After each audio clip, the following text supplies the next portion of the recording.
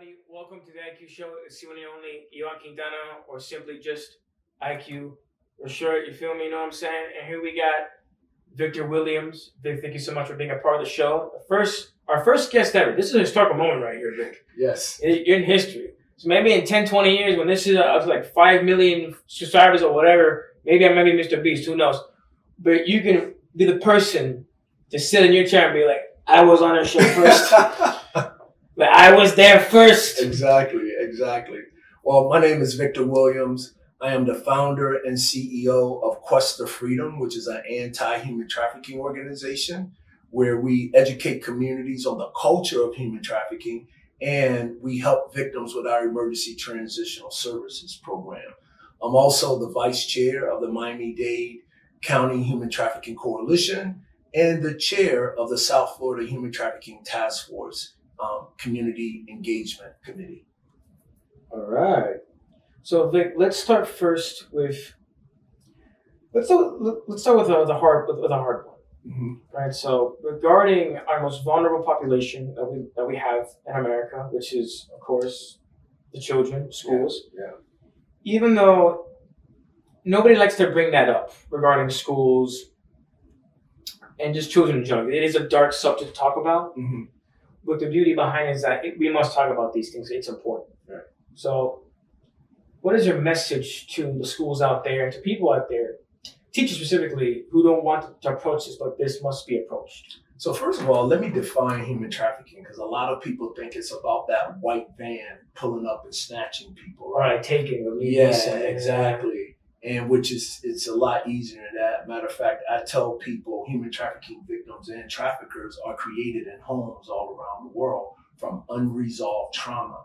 So we got our first human trafficking laws in the year 2000. The Trafficking Victims Protection Act of 2000 defined human trafficking with a bunch of fancy words, but three of the elements, one of these three elements have to be involved, either force, fraud, or coercion. You have to have one of those elements to have a human trafficking case. Now, some of the other part of that law is like if you're transporting, you're holding people, things like that. They're a part of the law, but you got to have one of those elements. Secondly, it gave us the 3 Ps on how to address it. It gave us prevention, Mm-hmm. protection, Mm-hmm. prosecution. Mm-hmm. That's in the law. But over the years, 2 other Ps were developed. The first one was partnership, because we realized in law enforcement, you can't do this alone. And by the way, I am a retired special agent with Homeland Security Investigations. Forgot to say that. And, partnership, we're not going to arrest our way out of this. So law enforcement needs service providers to help victims when they come along. And just last year, they came up with another P, policy. You need policy to change culture.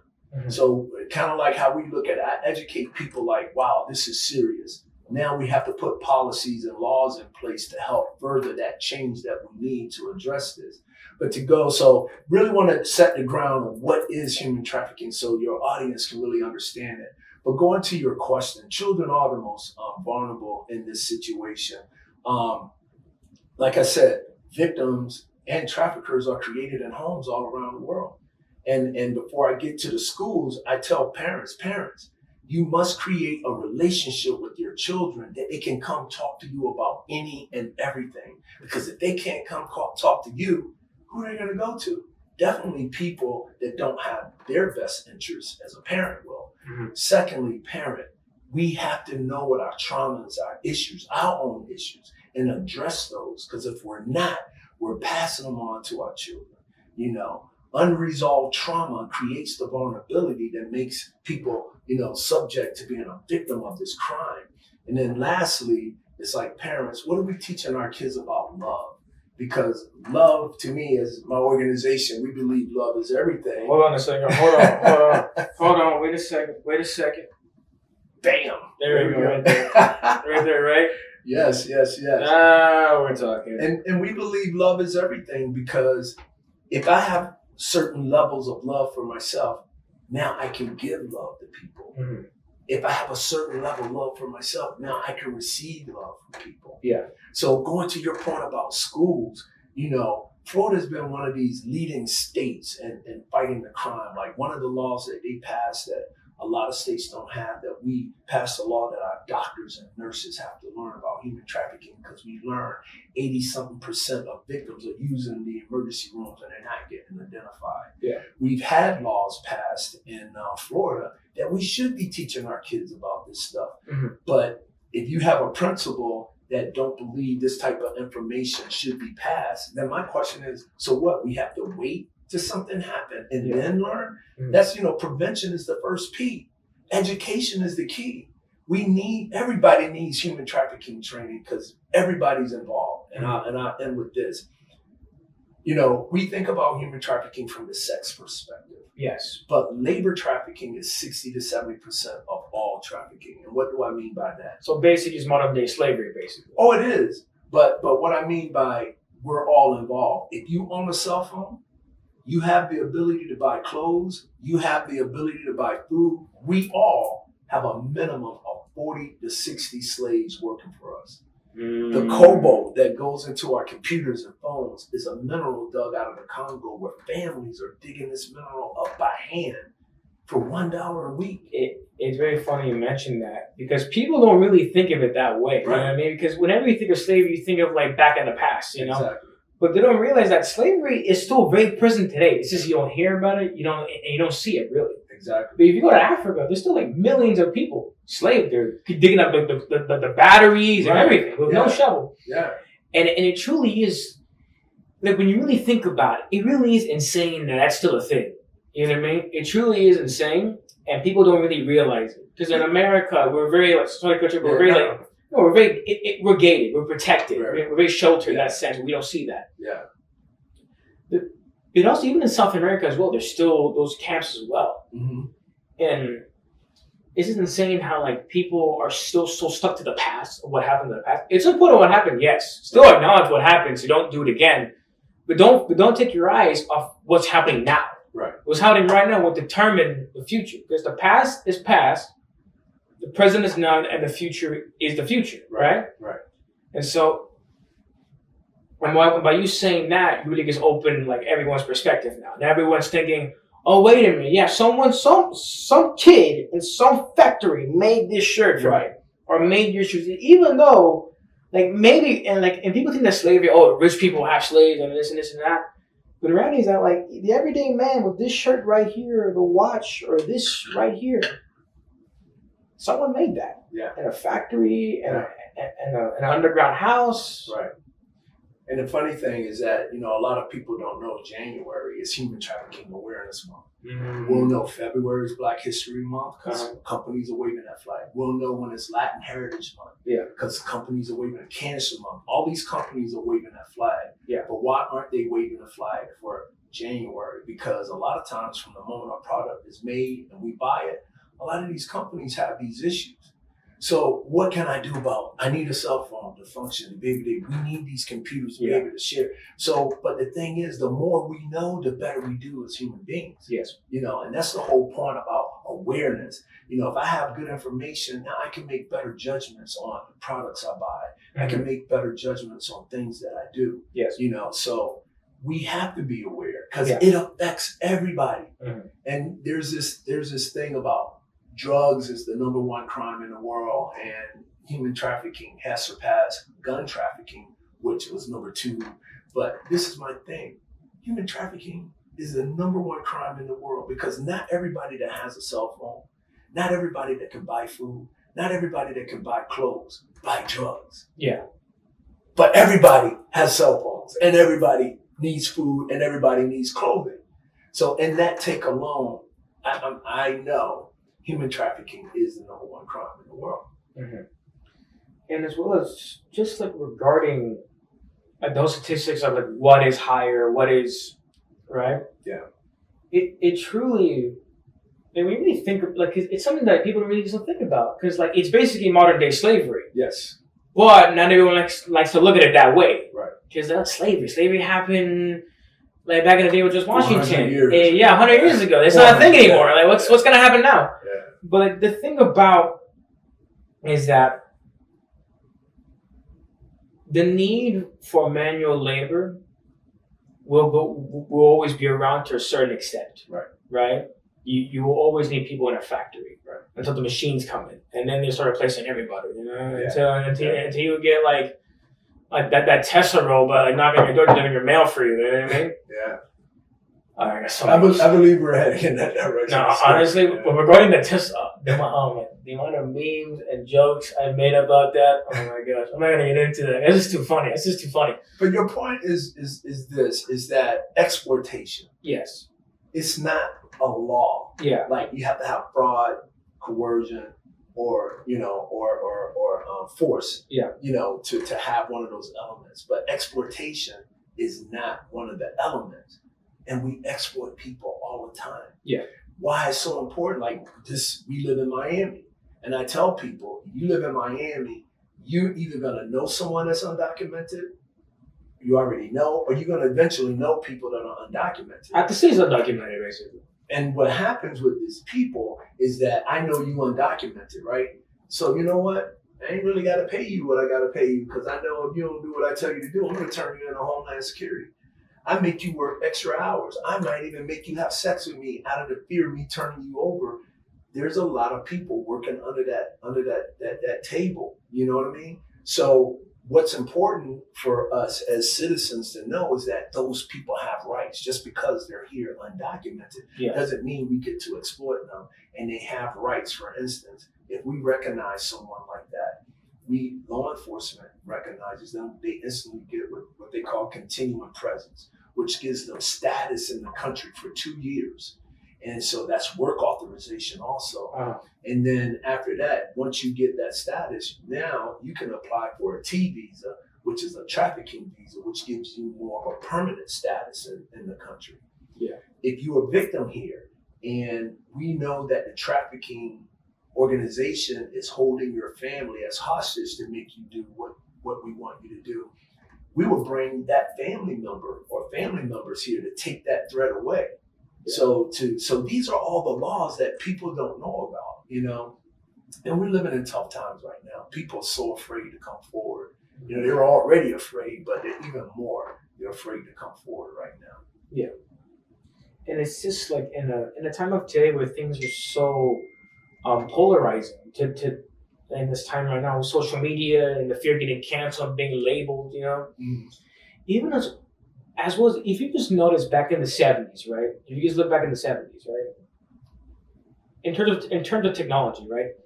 You can one weekend engine swap a Mustang and a Camaro in one weekend by yourself, and that was it, right? Mm-hmm. You know what I mean? And nowadays, you still get a manual on how to do it. Right. But half the time, the manual just tells you, find the garage, find the Ford dealership or the Ford this, the Ford that, Right.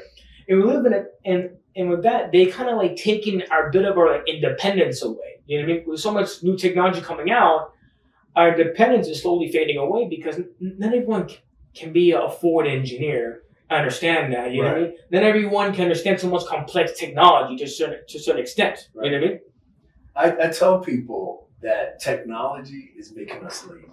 Yeah. And it's making us dumber. Yeah. Because now I ain't got to do math. How much is okay? Oh yeah, here it is. And so the more that we lean on these things, what happens when they go away? Yeah. Like I said right now, if we went to war or not even go to war, let's just say we had a major grid shutdown. Yeah. And we lose power. Mm-hmm. What are people going to do? You can't cook. Do you I know how to start a fire? There was like an actual, someone did a statistic about that on the Sean Ryan show. And they said that at least 2 million people would die in the first hour or something like that. No, yeah, it was horrible. Oh. They pretty much said in the first 2 days, I think it was at least 10 million people would die just because of that. Well, yeah, because or something like that. If you don't know how to fish, yeah, you run out of bread. Yeah, I doubt it'd be within an hour. But yeah, but when you run out of resources, when your food, you can't cook because the power. You got an electric stove. Yeah. If you don't have gas, or you run out of gas, okay, now what? I cooked all the food. The refrigerator, all the food is going bad because I don't have, and then it's how do I start a fire? People become too dependent on technology. But here's the thing, though. in a way, it's like it's the way how we evolved. You know what I mean? Like we evolved from that. We can't like when technology was coming out and all the Tesla cars in the beginning, everything was coming out. Yeah. No one really thought about that. Oh, what happens if like because if you look at our power grid is very sensitive. Like you can get two guys just like a Honda Civic car full of people, just like 4 or 5 people, and you can take down a whole Eastern Seaboard power grid. And just like that, you know what I mean? Now imagine a more sophisticated group of people, you know what I mean? Yeah. It's not that very protected. I go through some communities and I see this whole power grid. I'm like, just this fence? Yeah. I can jump this fence. Yeah. Somebody just throw some stuff at it and what happens, you know? But that goes back to the ultimate message that I give when I'm talking about human trafficking. I also do an emotional intelligence course, which when I started doing that course, I was like, it applied to me. Yeah. Whatever I do in my life, I live. I don't want to talk the talk. Yeah. And not walk the walk. Yeah. Even when it comes to human trafficking, you know, I was a male raised in America. I did a lot of dumb stuff. Yeah. I've been to strip clubs. I've been to bachelor parties with strippers, not thinking that these women, some of those women are there through trafficking and not because I don't want to support any of that. Yeah. So I started disconnecting myself from those types of things. Yeah. You know?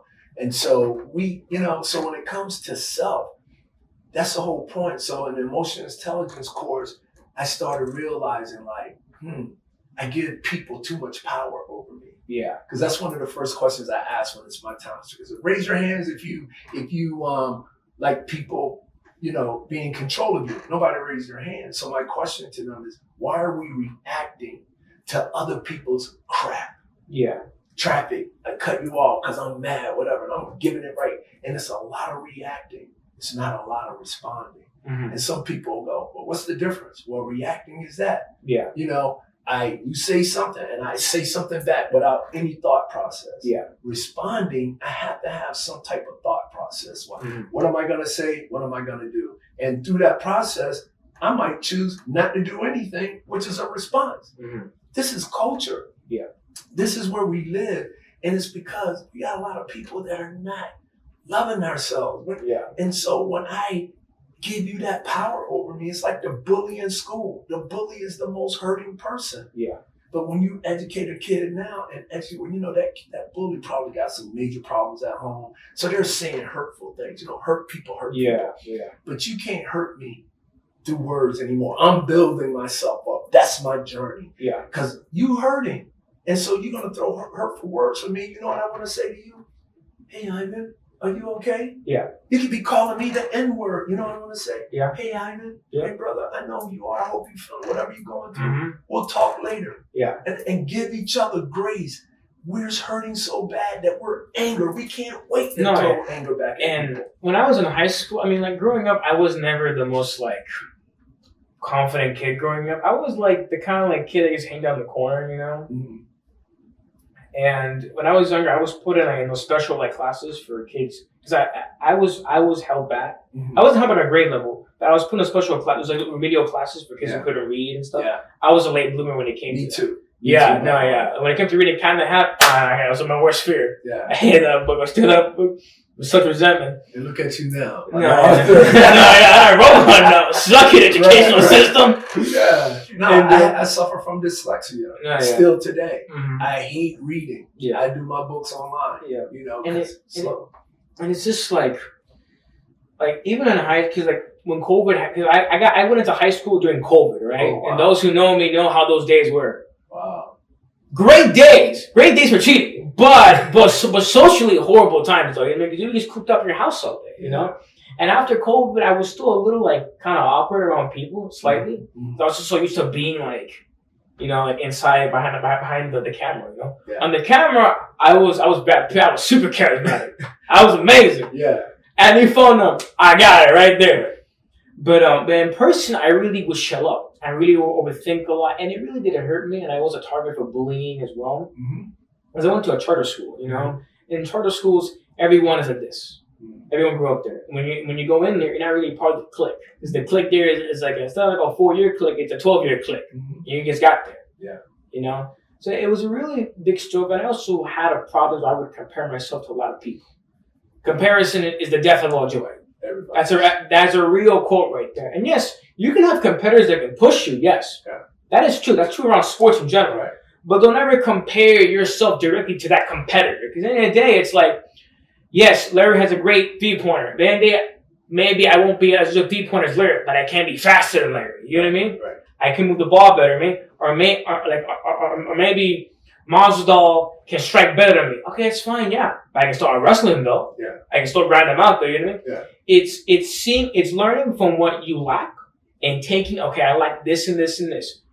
But people focus too much on what they lack and not what they have already. You know what I mean? Oh, you're right. So when you're building yourself up, you have to, yes, know what you're lacking, but as well understand what you're good at. Yeah. You know what I mean? And really lean on what you're good at. Because then what you're good at is what's going to make you money and give you confidence, you know? And you can work on what you're not good at. Look, yeah, anything that you do, this is your first show, right? You know, you're going to get better and better each show. It's going to get better and better. But thank goodness you have the courage to do it. A lot of people don't take that first step at doing anything. Don't you realize whatever you do the first time, you're going to suck at it? Yeah. But that's the whole journey of life, man. You got to do it. And that's why I tell myself whenever, like, because I've met many people that are like hardcore perfectionists. Everything must be perfect. It's like, dude, whenever you start something, it's gonna suck either way. You know? Exactly. And also, it's like that Masvidal. I didn't mean that. I was kidding. I think I was kidding. Look, it was kidding. This is an example.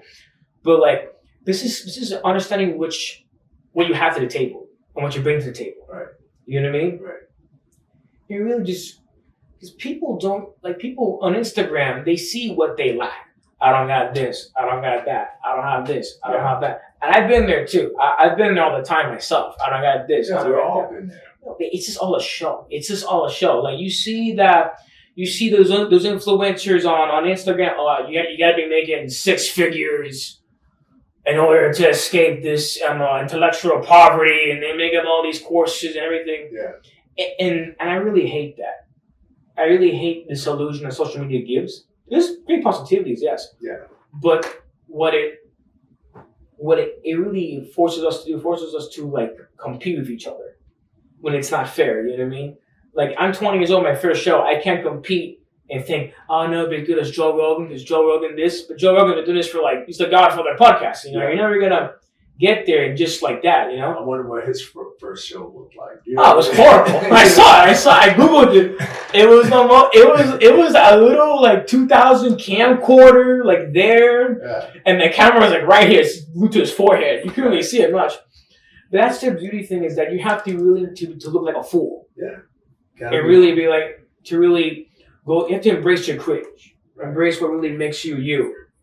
And that's a good point. You got to be willing to look like a fool. Yeah. But when you're willing to look like a fool for you, it doesn't care what you think. Because I know where this is going. Yeah. So laugh at me. Like, I'll be honest with you. Like, when I started working human trafficking and when I was going through the process of breaking a lot of cultural barriers that I dealt with, you know, in the strip clubs. What do you mean you get thinking? I'll give you an example. So one time I had some friends come in town. Like, you want to go to the strip club? I'm like, I don't do that.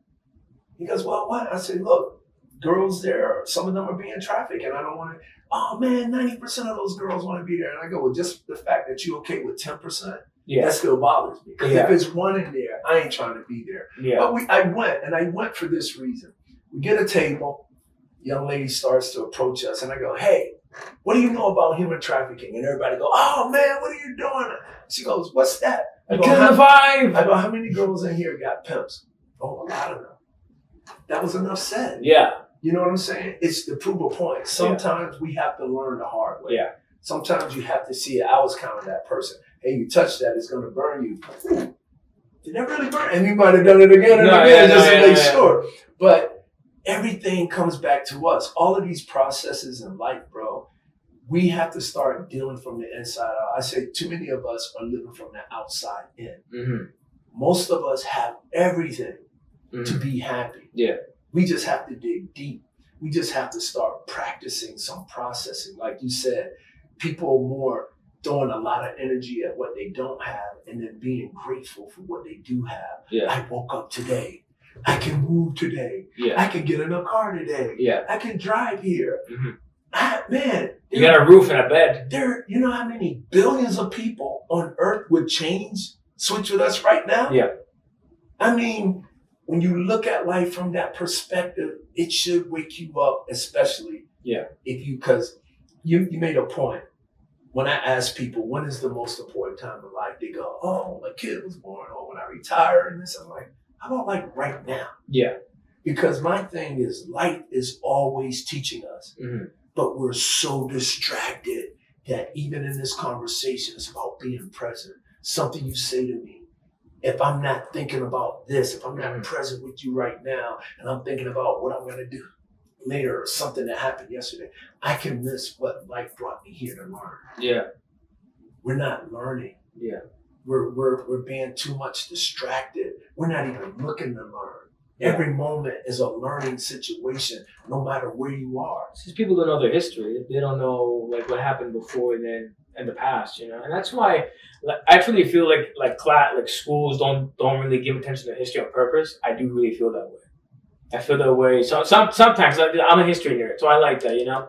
But like a lot of our problems can be solved if we just look back and just see what happened. Oh, this point happened. Oh, this is a sign that society can collapse. This is a sign. You know what I mean? A lot of things that we have problems with right now are new, but some of them it's happened before, 30 years ago, and we solved it then. It's happening again now. The only thing new about what we're doing in life right now is technology. Yeah, pretty much. That's it. Yeah, that's the really only thing that's new. Yeah. But how we treat each other, how we look at life, and there are many reasons why. You know, history was always important, so we don't make those mistakes, right? Yeah. But we're in a country right now where we want to burn books. I don't care if that book is want to talk about hate this, hate that. But you know what? If I read that book, maybe it teach me more why I shouldn't be that way. Yeah. We are cowards. Yes. That we want to burn somebody's book because we don't want somebody learning what somebody says. Yeah. Maybe reading that book will help me not be that person. Yeah. You know, we thinking that everything somebody says is going to indoctrinate me to be. No, we're going to be who we want to be. Yeah. You know, there's nothing wrong with curiosity. There's nothing wrong with that. I want to read books that I don't like. No, yeah. You know, I want to know things about things I don't like because then it's going to help me even more, help me know why I don't need to be in that space. But that reminds me of like Robert Greene, the 48 Laws of Power, right? That book is banned from every prison in America, right? Because it basically, I'm trying to sound nice because I do have the book. I do buy it out of curiosity, right? If you're a good person, you can use these. It's all manipulation tactics, but it's all just pure manipulation tactics, right? If you're a good person, like yourself, Vic, if you're a good person, this can serve you in a good way, you know? Yeah. But if you're a bad person, you're gonna wreck the whole house with this, you know what I mean? And there's some times where I look at it, I'm like, okay, all right, this can work. And some parts I read, I'm like, this is blatant manipulation. This is literally just like, no, yeah. And funny thing too is that like, when you think about it, if you just put my book was banned in every prison, I just sells up the sell down. They got like 200% right there. Right. So everybody wants to. I got this book that's banned, so you try to read it. Yeah. No, I agree. It's difficult. Funny thing. Speaking of prisons, we had this experience recently that we taught our emotional intelligence in Dade County Corrections West. And I can't go on without bringing up your mom, man. And I hope it's not a bad thing, but your mom is one of the most amazing human beings that I work with. She's the chair of the coalition. I'm the vice chair. I learned so much from her. Yeah. She is out there and part of what she does because, you know, her work, you know, because she came from the Coordinated Victims Assistance Center, built that thing up to help victims of human trafficking, sexual assault, and child abuse, right? And domestic violence too. And so when she gets this promotion and she works with the Director Green, you know, as an advisor of corrections, she's made a lot of connections. We go into prisons now and we educate women on human trafficking. We've known for years that they've been targeted, but because of her position in educating Director Green, we get to go and educate women what to look out for. Well, we did a course, an emotional intelligence course for that same group, but we did one not so long ago, a couple weeks ago for the men out in West.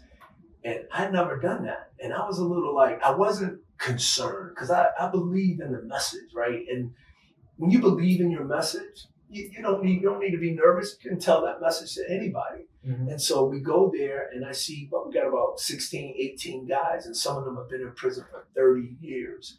Now, all these guys that are part of the program can get out someday. Yeah. We had a couple there for 30 years, and I'm thinking, like, are these guys really gonna hear this message? Or they, because they're living in a space of survival, which most of us are. Mm-hmm. We're living in survival mode. Yeah. You know? And so I'll end with this. To have the interaction we had with those men and to see what they wrote on their surveys at the end, it was emotional for me. Yeah. That message of emotional intelligence, and really it's a planting of a seed. It ain't one word that you're gonna learn today or any interview that you have that you can learn that's gonna automatically change your life if you don't work at it. Yeah. You know what I'm saying? Mm-hmm. So the things that we do, we plant seeds. We plant seeds. My information in human trafficking, this is a seed planter when it comes to us. But how you water that plant is the work. Yeah. So when we tell those guys, like, you know, emotional intelligence is about you managing your emotions. Yeah. You don't want people controlling you, you know, and it's like, you know, the whole loving yourself and understanding how to give grace to people when they're acting nuts. It's we don't get to control people. Yes. All we can control is how we respond in life. Mm-hmm. And they were all like, yeah. And one guy was like, yeah, you know, I tried to do that, but then I said, well, look, you got to keep working at it. Yeah. It's like, I'm still working at it. I said, you know, I'm 61 years old. And when I turned 58, I started this journey of self-care. Yes. And I've been at it for 3 years, and I'm getting better and better and stronger in the sense of managing me. Mm-hmm. No matter what happens, I'm managing my emotions of what it is. Now, when I say manage emotions, I don't mean not like if I'm scared, if I'm mad, not try to push those things away. Yeah. Sit in them. Mm-hmm. Understand why you're mad. Mm-hmm.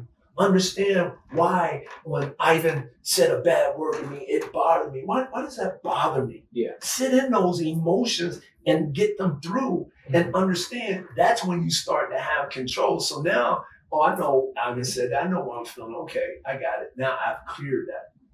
You know, everything in life, bro, is about us. Yeah. We need to start focusing more on ourselves, giving ourselves more love, so that we can start treating each other better. And that's how honestly, I've been doing podcasts and things, and I say that is the key to all the world's problems, in my opinion.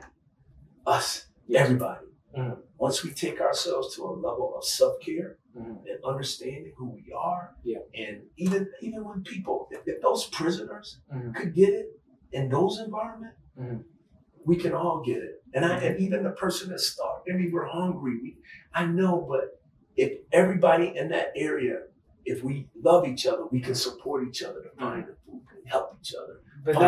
But that tribal way of, not tribal, but that communal way of thinking has been like pretty much been just erased from society today. Because we're not taking care of ourselves. Yeah, we're not taking care of ourselves. And also, you mentioned human trafficking as well, since we're so many talking about. There are these two guys on the internet. One of them is, I think his name is Ryan Hirsch, his name. He's a ethical hacker, right? Point is, the guy used to hack people for a living, point is. But he does it now for in the name of good now, right? Mm-hmm. And so he has a show with his friend where they pretty much, they do catch a predator, basically, essentially, but in a way more advanced way where like they, in real time in an interview, he hacked into like one of these like PDF file like chats in live, right? You can see thousands upon thousands, like scrolling for like 5 minutes straight, just scrolling and scrolling and scrolling. And it really makes you realize that like the dangers are always there. You just don't see it. The wolves are always in sheep's clothing. And whenever they like catch a predator, right? His buddy, who's a UFC fighter, confronts them. He does the confronting. Yeah. And he's like, hey, you know, and he's I think everyone's seen it before. And he's like, hey, I'm Stephanie, how are you? Right? Like that, right? Yeah. And when they get caught, they don't even defend themselves. It's like, I got caught. Mm-hmm. You know what I mean, right?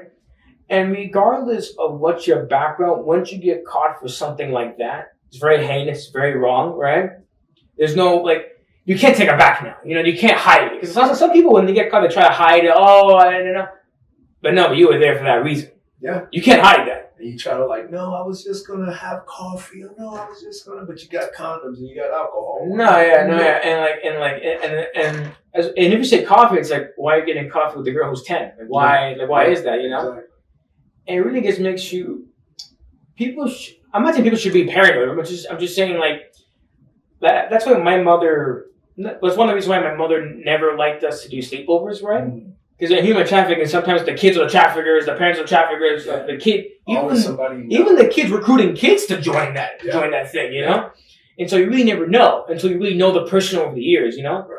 And so she always did it, and my father as well. My father's very protective, right? So they always did it as a way to keep us safe. Because once you know that knowledge, and you know how that works, you can't forget about it, you know? Right. Especially when it's concerning your children, you can't just be like, I'll forget. No, like when the safety is concerned of your children, you can't you can't no longer forget about it. Yeah. It stays in your head forever. Yeah. And it's like, and then you really look at people differently. And it's like, you look at them down, okay, everything's good there, you know? There's a lot of sick people, but you know what feeds that more than anything? Mm-hmm. Culture. Give you an example. When I started working in human trafficking and learning this stuff, and I realized it's about a mindset. Yeah. And I came up with this. You ever heard the term prostitution is the world's oldest profession? Yes. But it's not. It's farming. Mm-hmm. But when I hear that, mostly from men, prostitution, the world's oldest profession, my response is, because we're the world's oldest customer. Yeah. And the thing is that culturally, we demonize and make the person selling the enemy instead of making the people who are creating the market the enemy. Yeah. Now, in something like this, when they're clearly caught, oh yeah, that's the enemy. But we all play that part when we hear about prostitution. Oh, man, why could she do that? I don't know. I don't know what that woman is doing. Why, because when it comes to someone choosing to do something, even if it's sex work or prostitution, that's out of my wheelhouse. Because who knows what we will all do when it comes to surviving. Yeah. You know what I mean? Mm-hmm. So I ain't judging you as long as you're making that choice. Yeah. It ain't my choice. Mm-hmm. I wouldn't want my daughter to make that choice, but I haven't walked in your shoes. I don't know what your support system is. I don't know why you're doing that choice. I ain't going to judge that. Mm-hmm. So I don't work in that space. Yeah. I only work in the space where people are in that world. Mm-hmm. And they're not making the choice to be that world. Now, there are people saying we all got choices no matter what. Is it really a choice? Do I really think I have a choice? If I think somebody I love is going to get hurt if I don't do this? Yeah. Because there are people that choose to sell themselves and there are people that don't. And the only way you can tell them the difference between them, if I can read the mind of the person that's trafficking on, if I don't do this, what's going to happen to me? Yeah. It's the same thing. Why Diddy got off of the sex trafficking part is because the prosecution. They actually let him out? No. But he wasn't found guilty for trafficking. He was only found guilty for, transporting prostitution over state lines. Okay. But why he wasn't found guilty on the trafficking, because the prosecution failed to help the jury understand the invisible chains of trafficking. Yeah. I got your mind, I got your body. Yeah. Right? Mm-hmm. And so when you don't understand that aspect, and again, it helps me because you and I got different threat levels. I'm a retired Homeland Security. I've worked with SEAL Team 6. I was the firearms instructor for our SRT, what we call Special Response Team. I was a defense, tactics guy. I ain't blowing myself up. You may know karate, but whatever our differences are, we all have our different mechanisms of defense. Uh-huh. Where somebody comes in here with a gun, I may know, okay, I'm going to do this, I may do this. Some people may freeze because they haven't had the training. Yeah. You know what I'm saying?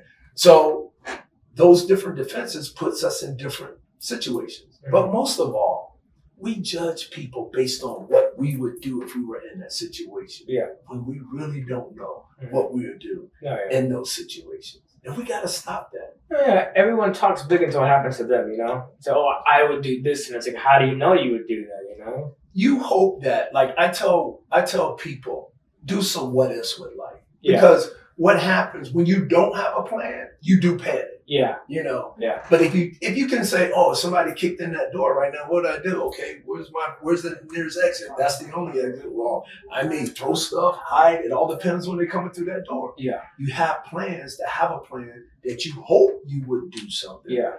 But not having a plan at all, you're not going to do anything.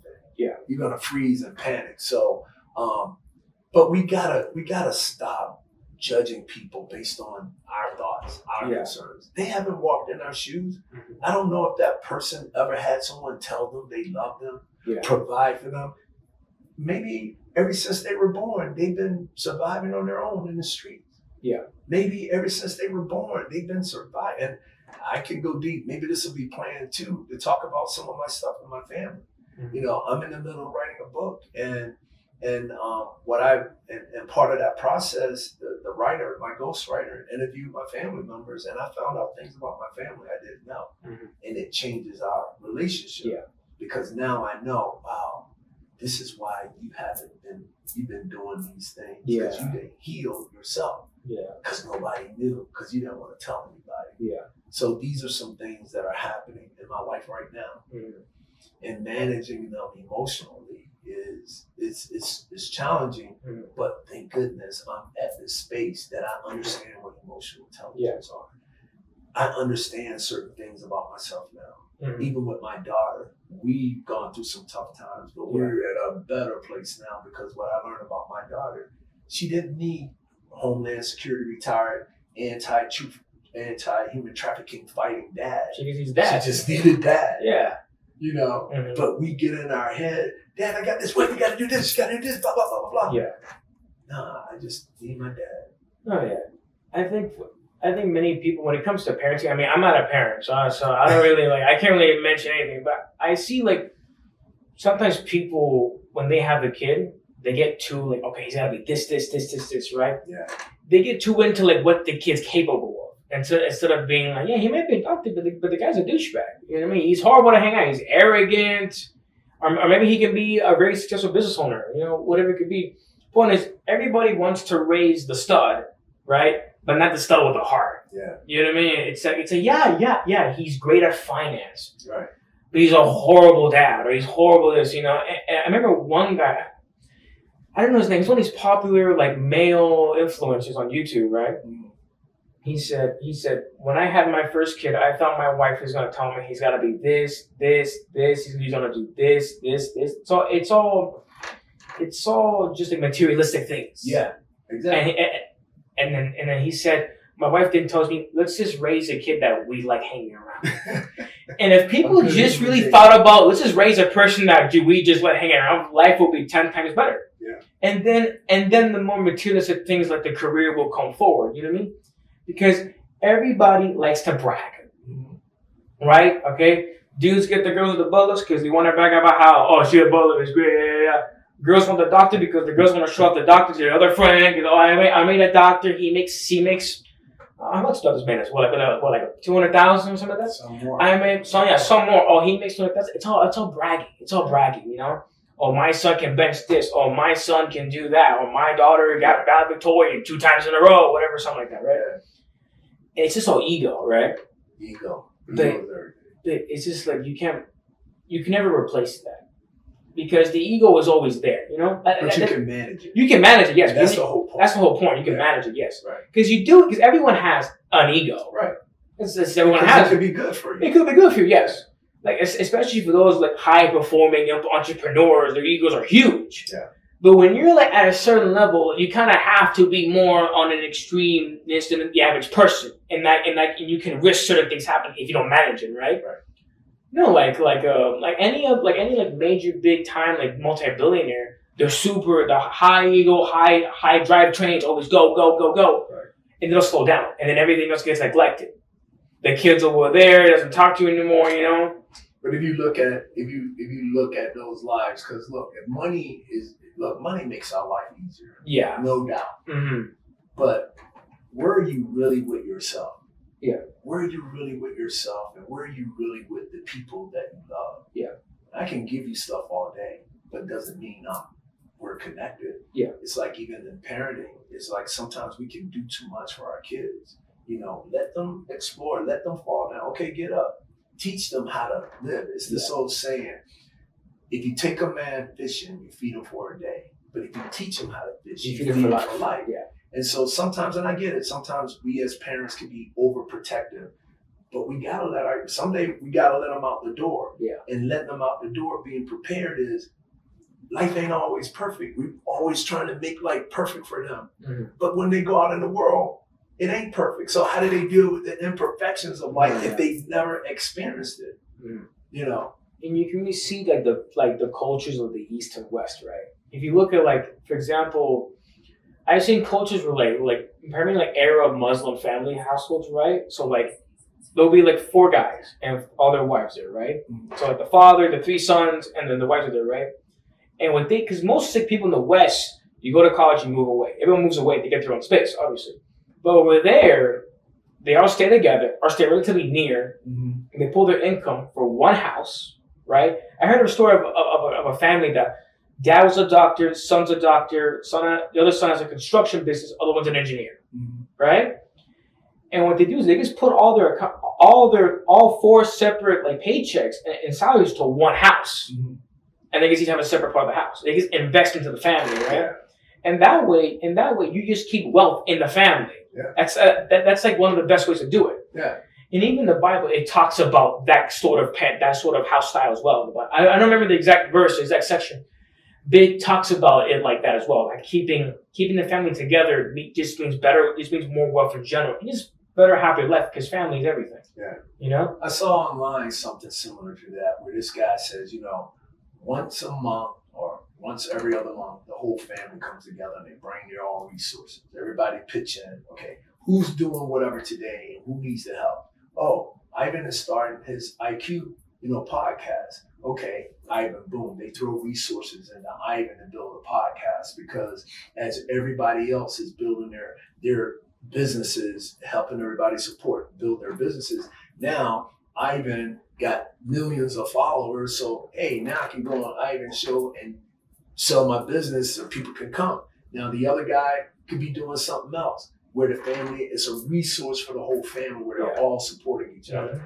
That would be great if that was the natural way of life. You know, it ain't the cultural thing. No, of course. But it's just like I always say, if we were raised, if we lived in a culture that we taught ourselves self-love and defining what love is, and I don't know if I know we covered that in the beginning. Love is not all about what we feel. Mm-hmm. Love is about what we do. Yeah. But more so, love is about what I'm doing for myself. Mm-hmm. There's a couple of things that we are 100% responsible for. One of them is I'm 100% responsible for how I allow people to treat me. Mm-hmm. And if I really understand emotional intelligence, I'm 100% responsible for my own emotions and who I choose to share and give that to. Mm-hmm. So if we understand those things, our lives becomes a lot easier, but it doesn't happen overnight. Yeah. Because if not everybody is operating in that space and only me, then either they're adopting to me because I'm not going down that route. Yeah. I've been down that route of caring too much about what people think of me, doing stuff that make them happy. And again, we don't make people happy. Yeah. We think we are. Mm-hmm. We're responsible for our own happiness. Yeah. But these are all the things. I don't care where you look in life, no matter what position you hold, it comes back to you. I'm so happy for Quest of Freedom because the people that support me, they believe in me. But Quest of Freedom isn't Victor. It's a 501c3. It's its own organization. And right now, we're the stewards of it, right? And that's what I tell my staff every time we have a meeting. And then I do a check-in before we leave. Hey, how you doing, Ivan? What's going on? You need help? Because we got interns. I know you got a lot on your plate. Anything we can help? We don't check in. Yeah. We got to check in. Mm-hmm. Check in with yourself. Okay, got everything working right. Let me check in on my brother. Make sure he's doing okay. Yeah. And that, if we just go back, it sounds simple. Yeah. But it's hard work. Yeah. To start this new path. Mm-hmm. And I don't know how much time we got, but I want to get this in. One of the things that I do when I do certain speaking engagements, I have people break out their phone. And I say, put your phone on camera and put the camera on you, right? And then I go, all right, when I say go, I want you to hit play and you're recording yourself. And I said, repeat after me. You are the most important person in the world. Mm-hmm. Without true love for you, I can't give true love to anybody else. Yeah. I forgive you and I love you. You know, a lot of people can't even get past the you are the most important person in the world. Yeah. They can't even get to, I can't, I mean, I'm like, so much, and my Instagram, my algorithms, I always get positive stuff. When people ask, tell me something good about you. Mm-hmm. Tell me what you like about yourself. Tell me, you know, who you are. Yeah. And people go, well, I'm a mother. Well, no, you're a mother, but that's a title because of somebody. Yeah. Who are you? Yeah. What's your name? What do you like to do? What do you like about you? Yeah. And people struggle. Just 5 things right off the bat. And they can't do it. And even when I was watching this, I had to question myself, okay, what do I like about myself? Yeah. If somebody ever asked me, it helps me start focusing on the number one person in the world. Yes. In my eye, me. Yes. Because I can't give what I don't have, and I can't receive what I don't know. Right? So that's where we are, man. Yeah. Take care of each other. Take care of yourself so we can take care of each other, and I guarantee you things will change.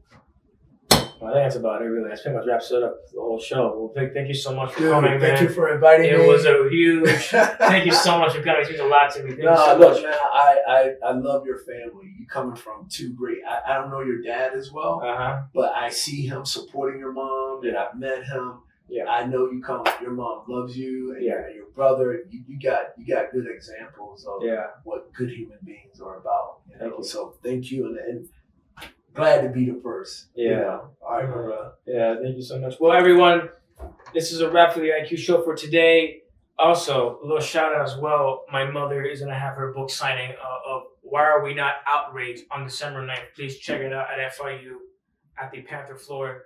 Have a good one. Stay blessed. Stay safe. Good luck out.